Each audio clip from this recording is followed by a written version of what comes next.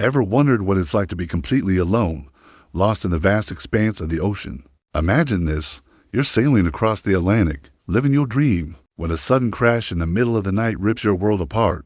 This isn't a movie script. This is the true story of Steven Callahan, a man who survived 76 days adrift at sea. In 1981, Steven set off on a solo voyage from the Canary Islands, heading for the Caribbean. His boat, the Napoleon Solo, was his home, his vessel, his entire world.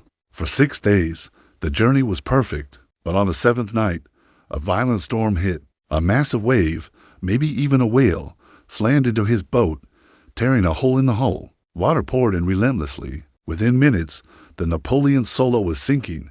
Steven had seconds to react. He inflated his 6-foot emergency life raft, grabbed his survival kit, a sleeping bag, and a cushion, and abandoned his sinking ship.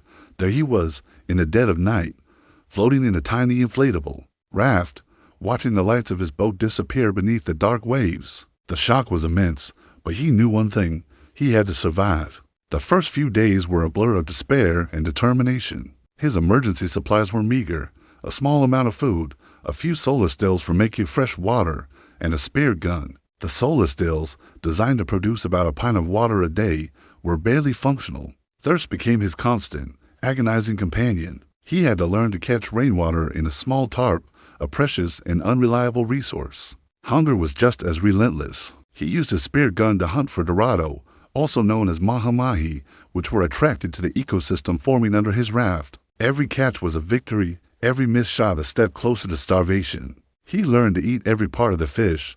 Nothing went to waste. But survival was more than just finding food and water. It was a mental battle. Loneliness was a crushing weight. The vast, empty ocean stretched to the horizon in every direction. To keep his sanity, Steven established a routine. He exercised, navigated using the stars, and kept a log documenting his thoughts, his fears, and his hopes. He gave his raft a name, Rubber Ducky, and the fish that followed him became his companions. He wasn't just surviving.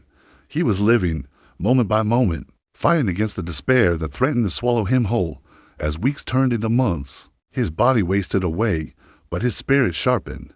He faced constant challenges. Sharks circled his raft, sometimes bumping against it, testing its flimsy material. He had to patch numerous leaks in the raft using a simple repair kit. One major tear almost spelled the end, but with sheer ingenuity and willpower, he managed to fix it.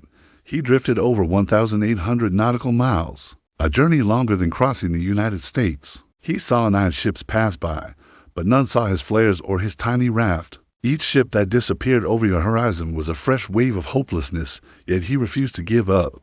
Finally, on the 76th day, his ordeal came to an end. Fishermen off the coast of Guadeloupe spotted his raft, mistaking the birds hovering over it for a sign of fish. They found a man who was barely more than a skeleton, covered in sores, but alive.